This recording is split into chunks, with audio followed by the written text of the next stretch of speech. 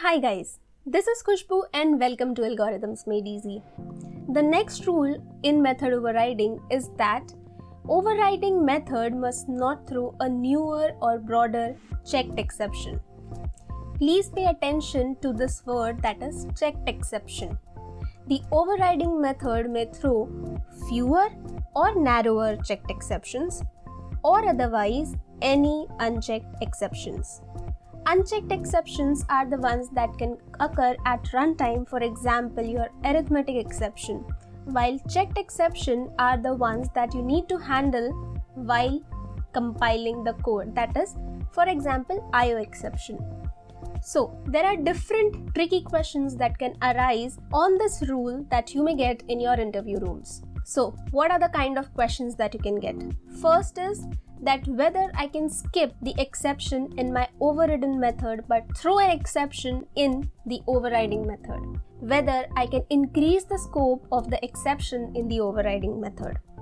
Whether I can throw a checked exception in overriding method and not do the same in the overridden method, or vice versa. So these are the different questions that can arise from this rule. Now let's go ahead and see an example for this so that you may get a better understanding about this rule.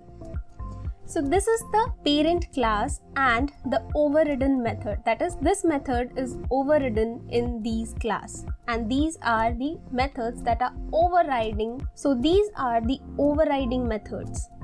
Now according to the rule, you can only narrow the scope in the overriding method. So over here, my overridden method does not throw any exception, and now we are going to try throwing an checked exception, that is something like IO exception. As soon as we do that, we are going to get a compile time issue saying that says in dog class clashes with says in the animal class. Overridden method does not throw IO exception, which is a checked exception. So we cannot do that. But if I throw the same exception, the error would go away. And what if I throw a broader exception in my parent? The error still goes away, and that means that we can do so. So here we have seen that either we can throw a child exception in our overriding method, or else we can even skip the exception in the overriding method, but we cannot widen the scope in the overriding method. Now, can I throw a runtime exception? Let's see.